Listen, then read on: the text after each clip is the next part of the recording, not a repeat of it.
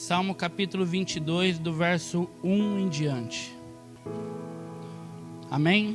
Tá facinho aí, né? O texto diz assim: Deus meu, por que me desamparaste? Vocês lembram desse discurso, de onde veio? Eu quero fazer com você, nós vamos continuar lendo, eu vou fazer com você um paralelo, onde houve uma ligação profética de um momento da vida de Davi para com a morte e ressurreição do nosso Senhor. E quando eu li esse texto aqui, me chamou muito forte a atenção, não só o que ele descreve, as suas particularidades, mas a angústia, o anseio, a dor tão violenta que ele estava sentindo, emocionalmente falando, que ele tem um lapso, uma revelação da morte de Cristo que vem a cerca de 1.300 anos depois, mas lhe é revelado, segundo a sua dor, a sua angústia, aquilo que ele estava padecendo, e ele faz uma ligação profética com aquilo que Cristo sofreu na cruz. O texto diz assim: Deus meu, por que me desamparastes? Por que se acham longe de mim a salvação, as palavras do meu gemido? Deus meu, clamo de dia e não me respondes. Também de noite, porém, não tenho sossego. Contudo, tu és santo,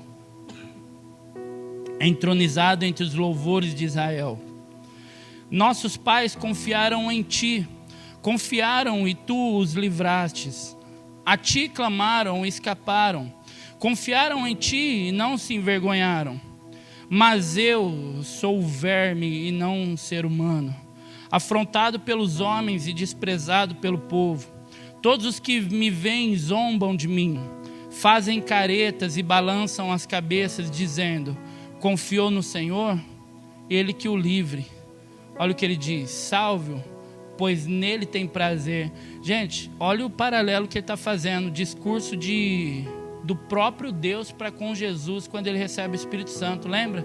Quando ele passa pelas águas, ouve-se uma voz como um trovão dizendo: este é o meu filho em quem tenho prazer. Olha o que Davi está falando,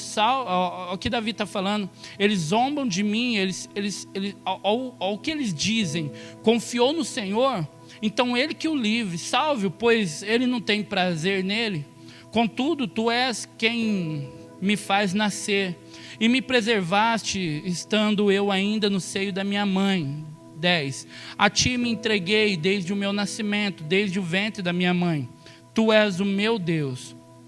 Não te distancies de mim, porque a tribulação está próxima e não há quem me ajude. 12. Muitos touros me cercam, fortes touros de Bazã me rodeiam.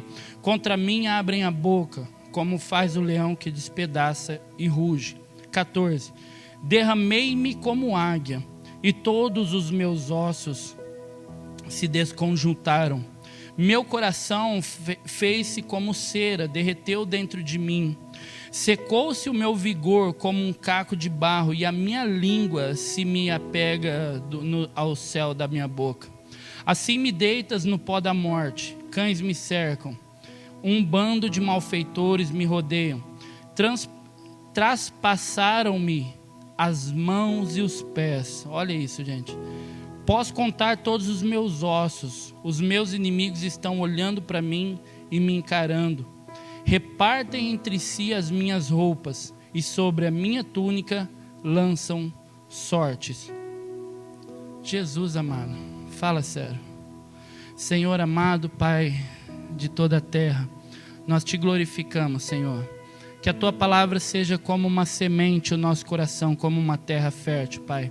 Que ao cair em nós possa germinar e dar bons frutos, frutos de arrependimento, de restauração e de uma condução das nossas vidas para o alvo que o Senhor mesmo escreveu a nosso respeito, em nome do teu Filho amado Jesus.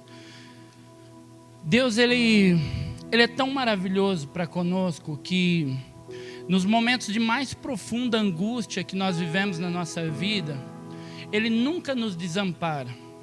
É interessante a gente perceber que mesmo Elias, quando ele está vivendo aquele momento angustiante, onde ele acaba de matar os profetas de Jezabel, os profetas de Baal,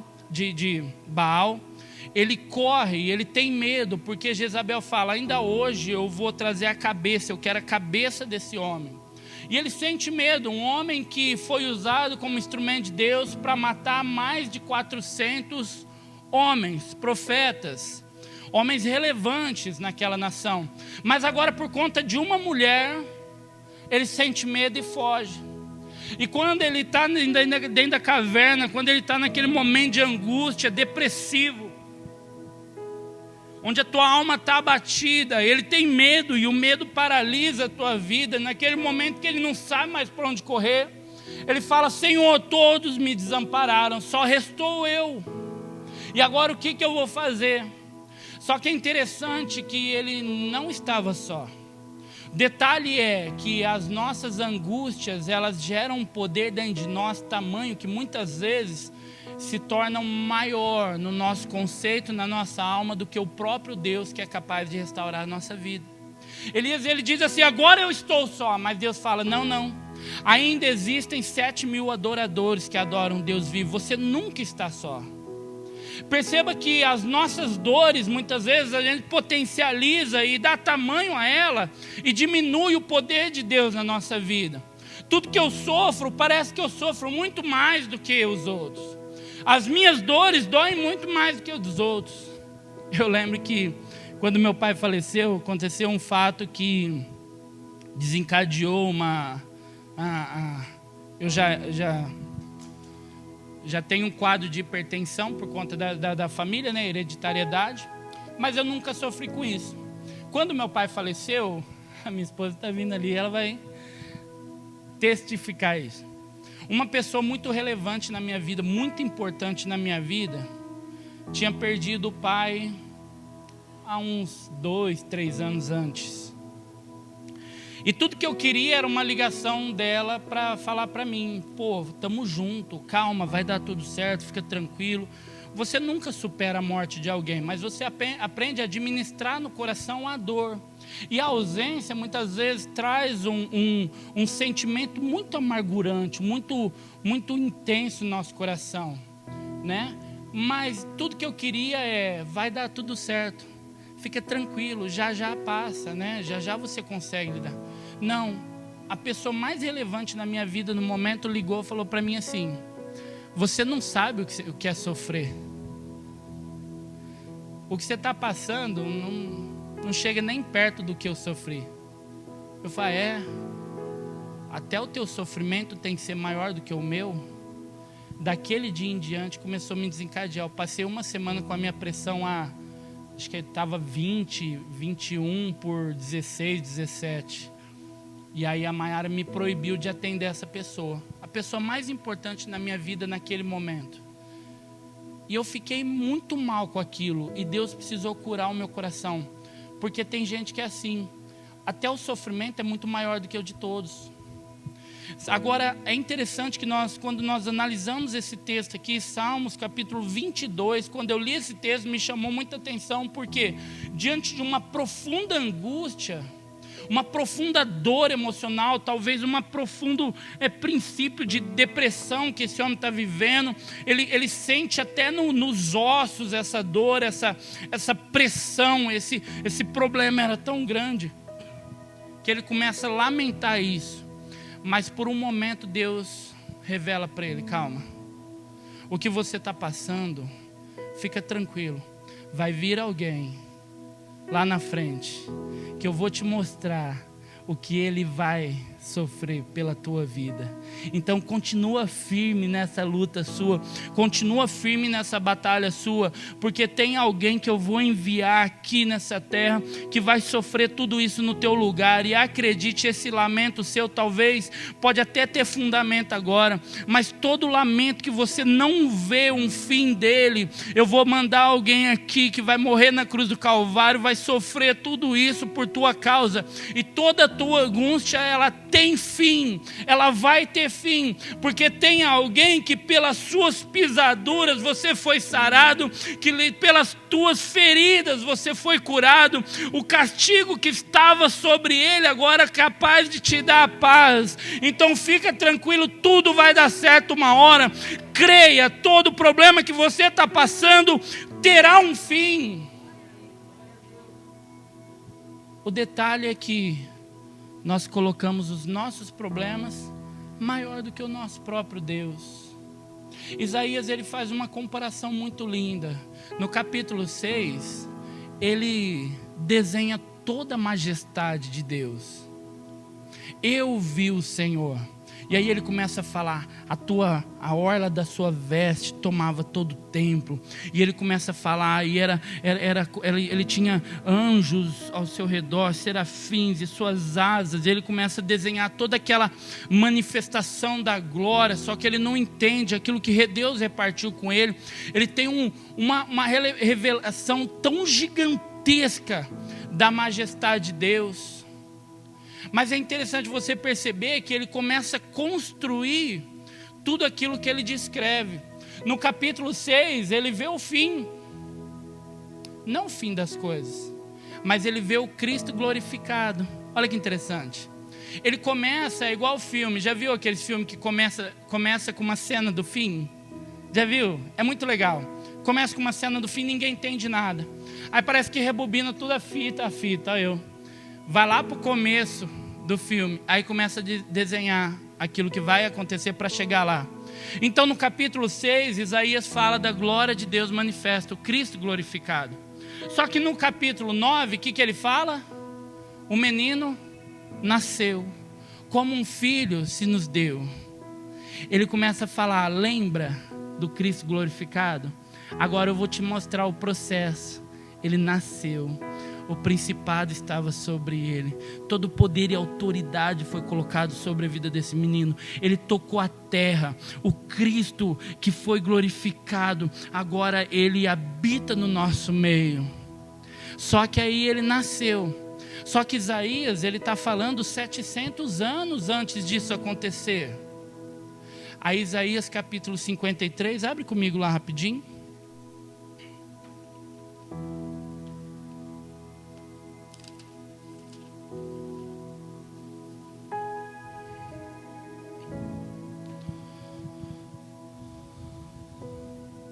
Isaías capítulo 53, verso 1.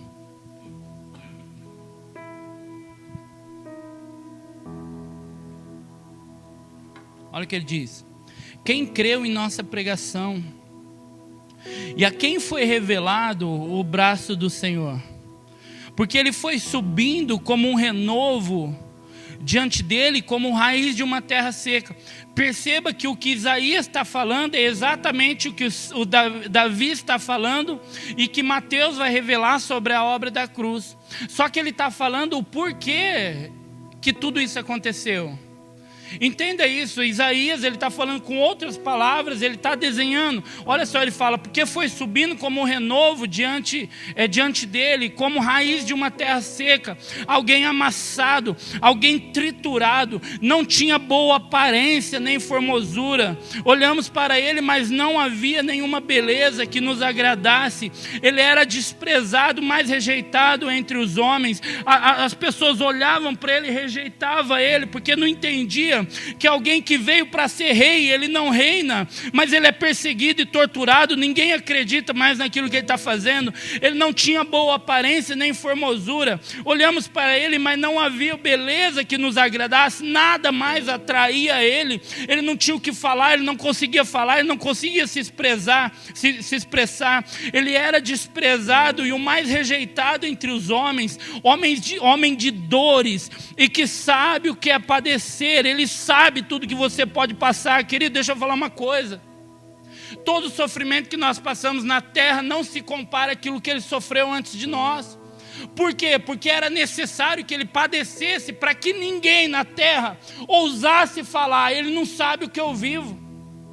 Ele se tornou, ele foi santo do princípio ao fim. Por quê? Para te mostrar, dá para ser santo numa terra corrompida. Dá para ser santo no meio da prostituição, dá para ser santo na política, dá para ser santo dentro da igreja, dá para ser santo na escola, dá para ser santo, porque a santidade não depende só de você, mas é de calar o desejo da alma. Ele está falando o seguinte, eu passei por tudo isso para te ensinar, dá para fazer. E não há ninguém na terra que ouse falar: Senhor, você não sabe o que eu estou passando. Mas ele padeceu de toda necessidade, de toda paixão humana. Mas ele foi capaz de resistir até o fim. Ele era desprezado e o mais rejeitado entre os homens. E como um de quem os homens escondem o rosto. Parece que a gente está lendo o mesmo texto de Salmo 22 e de Mateus. E como um de quem os homens escondem o rosto, era desprezado e dele não fizemos caso. Verso 4. Certamente ele tomou sobre si as nossas enfermidades, e as nossas dores ele levou sobre si. E nós o considerávamos como aflito, ferido de Deus e oprimido. O que o salmista está dizendo? Ele está falando assim: se ele confiou no Senhor, o Senhor que o livre. E nós consideramos ele aflito de Deus. Parece que Isaías, Davi e aqueles que viram a crucificação, parece que foram colocados dentro de uma sala, diante de uma cena, e cada um descreveu aquilo que via, da maneira com que via, da maneira com que sentia. Davi fala: a minha dor não se compara. Eu consigo ver o meu coração explodindo dentro do peito, a ponto de sair águas misturada com sangue. Eu era capaz de contar os ossos da minha costela. Ele diz assim: a minha boca secou a ponto da minha língua colar no céu da boca. E Jesus lá na cruz, a Bíblia diz que ele foi tão dilacerado, ele foi tão moído, ele estava tão angustiado, e por um momento ele clama por água, porque ele estava tão seco, desnutrido, tão debilitado, que eles colocam uma esponja de vinagre na boca dele. Parece que nós estamos presenciando a mesma cena.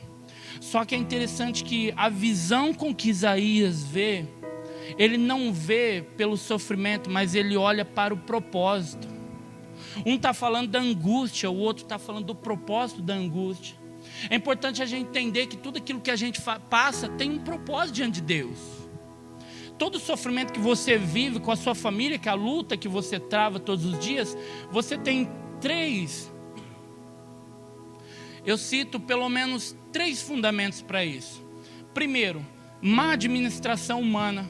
Não adianta eu jogar a culpa em Deus ou em Satanás de coisas que eu planto de forma errada. Um grande exemplo disso é a nossa vida financeira. Muitas vezes a gente fala: pô, Satanás se levantou, fechou as portas na minha vida, mas você é um péssimo funcionário. Má administração humana. Eu não guardo nada, lá na frente eu reclamo porque que eu não tenho. E não é culpa de Deus, não é culpa do diabo, é culpa sua, é culpa minha.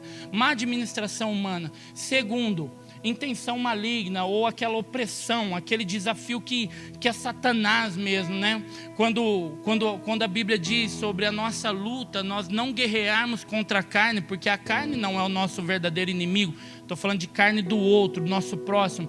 Mas o nosso inimigo realmente são os principados e potestades, as hostes malignas. Ele está falando: talvez você tenha travado batalhas na sua vida humana, mas a tua verdadeira luta é contra Satanás, é o inimigo que está se levantando contra a tua casa. Não podemos isentar a culpa dele também. E tem coisas na sua vida que é Deus que coloca o desafio na sua vida para te provar, para te aprovar. Porque toda promessa de Deus na sua vida, ela precisa de um tempo de maturidade para você conseguir pôr a mão. Porque nada daquilo que Deus tem para você, Ele te dá antes de você ser provado e aprovado. Por isso que Jesus, depois do batismo, Ele vai para o deserto, conduzindo por quem? Pelo Espírito Santo. Ele não vai sozinho. Ele não foi pelo diabo. Mas ele foi conduzido por Deus para ser provado, para na hora que ele fosse aprovado, Deus iniciasse toda a obra que ele precisava construir a partir da vida dele. Então tem momentos na sua vida, talvez você não está entendendo, mas Deus está provando a tua vida, provando a tua fé, para do lado de lá ele colocar aquilo que ele prometeu na tua mão, porque lá você vai estar maduro para pôr a mão, aqui você não está. E tudo aquilo que você coloca a mão, antes de ter maturidade para ter, é ruína, te desvia. É interessante você perceber, tem gente que vai na igreja de qualquer jeito, de bicicleta, de pé, debaixo de chuva, debaixo de sol. Mas quando ele pega um carro, o que ele faz de domingo? Vai para o shopping. É só um exemplo básico. Mas por quê? Porque não estava maduro o suficiente para colocar a mão em algo que Deus queria dar, mas não era momento. Então perceba, má administração da vida, intento de Satanás e provação de Deus. Agora as três, Deus pode usar no meio delas para te trazer para o propósito perfeito de Deus na sua vida.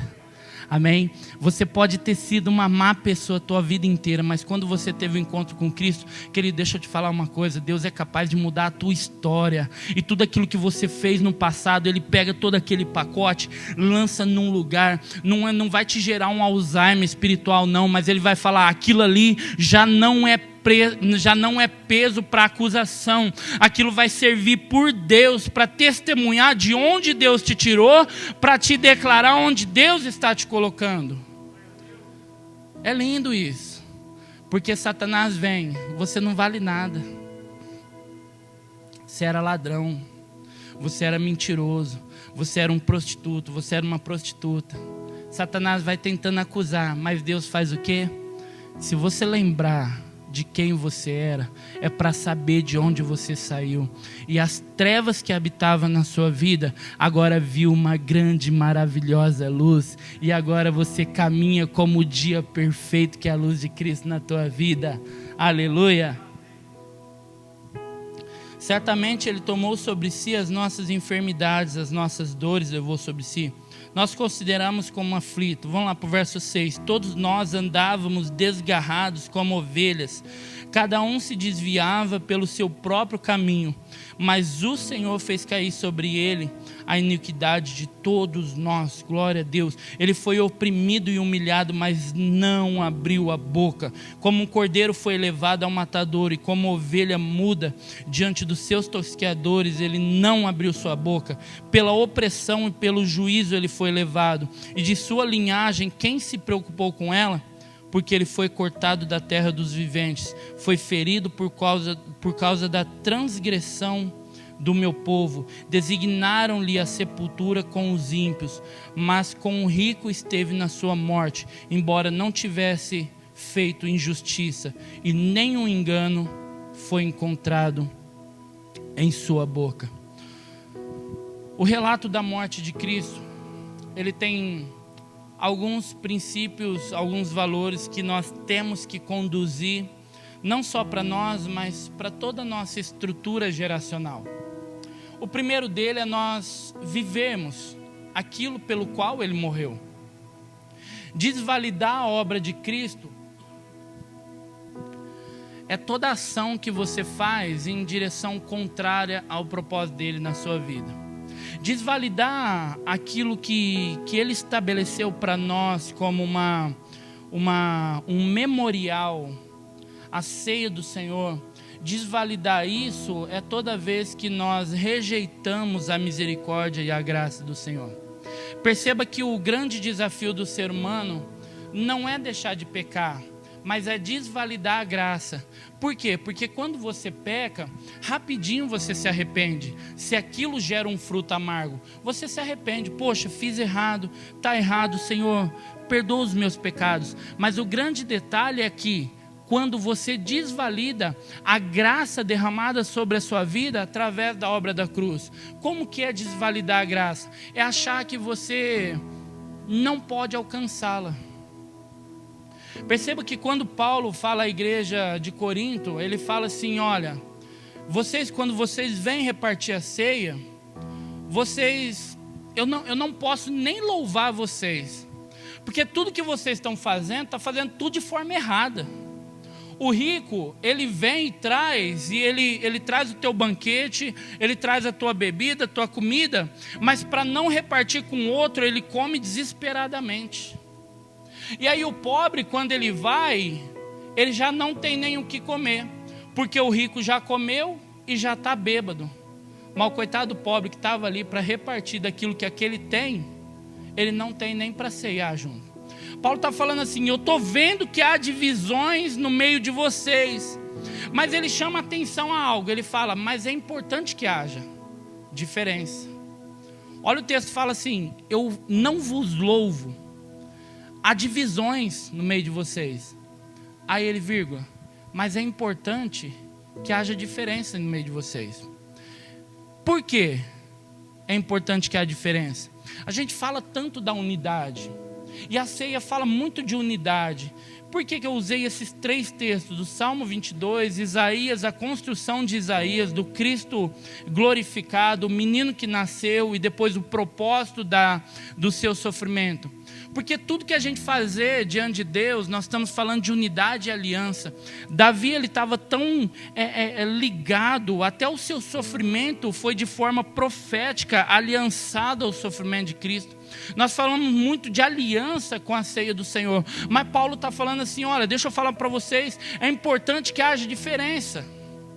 Por quê? Para que aquele que de fato é de Deus, ele se revele no meio daqueles que não são. Olha que interessante que ele está falando. Ele fala, a unidade, ela é maravilhosa, desde que aqueles que de fato entendem o que está acontecendo, se revelem no meio deles. O joio e o trigo. Por que é importante que se revele? Porque o coração do homem, ele é enganoso. Porque a gente cria uma máscara, nós criamos um personagem dentro da igreja. Todo mundo entrou aqui, inevitavelmente, se eu sorrir para você, você vai me retribuir com o quê? Com um sorriso. Mas o sorriso do teu rosto não revela o que está acontecendo dentro da tua alma. Não revela o que você passou na noite anterior. Não revela o que está acontecendo na tua vida, o sofrimento que você está passando, tudo que você está padecendo. O sorriso que você retribui a mim não revela o que está acontecendo dentro de você. E aí Paulo está falando, precisa-se haver diferença. Porque nós criamos um personagem diante de Deus e diante dos homens. Só que de Deus nós não escondemos nada. Dos homens nós nos misturamos e fazemos parte do corpo. Mas para Deus, Deus precisa que se revele. E diante da ceia a gente não pode esconder nada. Porque nós estamos sentados à mesa com o Senhor, olhando nos olhos dele. E o olhar de Jesus para a tua vida revela tudo aquilo que está escondido dentro de você. Mas não revela para a tua vergonha não. Revela para ele arrancar de dentro de você e te dar uma vida plena. Quando Jesus está sendo entregue na cruz, ele fala para Pedro, Pedro, fique esperto. Você vai me negar. Fica tranquilo. Jesus, eu jamais te negarei. Calma. Você vai me negar. Fica tranquilo. Antes que a trombeta toque, na 3ª vez, você vai me negar. E é interessante que quando Jesus está naquela via dolorosa, aquele sacrifício, todo aquele caminho de dores, e aí Pedro está ali, e aquelas mulheres, olha, aquele ali é discípulo de Jesus. Não, não sou não, nem conheço esse homem. Ele é discípulo de Jesus? Não, nem conheço esse homem. Ele é discípulo de Jesus, eu já vi com ele, eu já falei que eu não conheço esse homem. Na hora que ele fala pela 3ª vez, a Bíblia diz que Jesus olhou fitamente dentro dos olhos de Pedro. Mas ele não precisa falar nada, porque o olho dele, o olhar dele é tão profundo, tão intenso, que revela todo o coração e a alma daquele homem. Só que quando Jesus olha para a gente, não é um olhar de condenação, não é um olhar de martírio, não é um olhar de acusação, mas é um olhar de graça e misericórdia, dizendo para ele, Pedro, eu ainda te amo, Pedro. Eu ainda te quero. Continua firme, Pedro. Fica firme. Eu tenho misericórdia de você. Ele está anulando, ele não está anulando o mal que você faz, mas ele está falando para você, eu ainda te amo. Ajuste tudo aquilo que está de errado na sua vida. Eu te amo, eu te quero perto de mim. Eu quero você no corpo. Eu quero que você fale de mim. Eu quero que você ande por toda a terra falando a meu respeito. Eu quero que você abrace como eu te abracei. Eu quero que você ame como eu te amei. Eu quero que você toque como eu te toquei. Eu quero que você fale como eu falei. Eu quero você como um filho e não um bastardo que apareceu no meio do caminho. É o olhar de Jesus para a nossa vida. Muda toda a história da nossa vida, é incrível isso.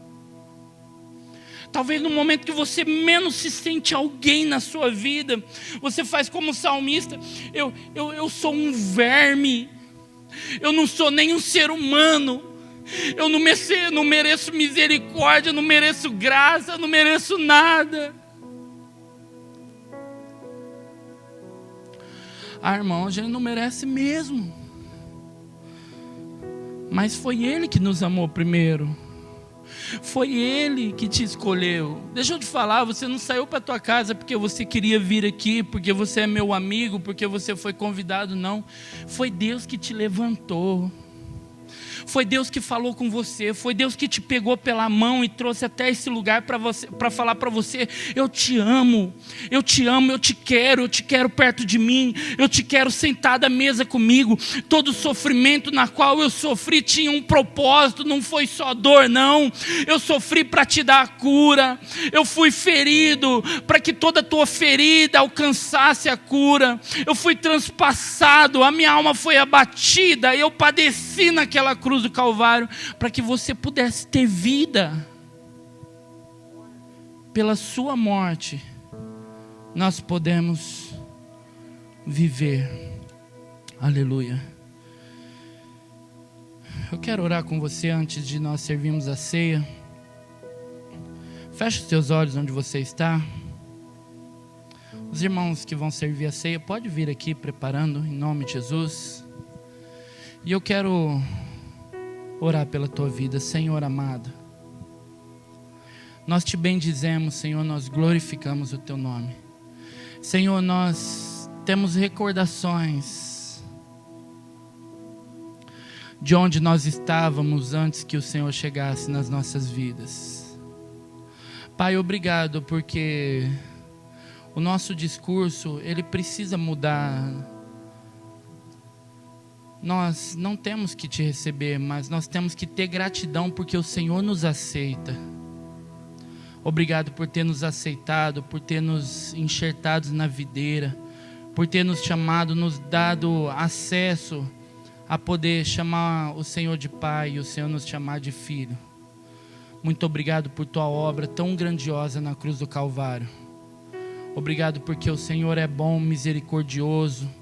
E todo o mal que nós cometemos, nós temos acesso à misericórdia. Nós clamamos ao Senhor: tem misericórdia de nós.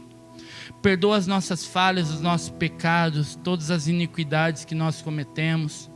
Ó Pai, todos os males que nós cometemos, todas as marcas que nós deixamos na vida de alguém, Senhor, nos perdoe, Pai. Tem misericórdia das nossas vidas.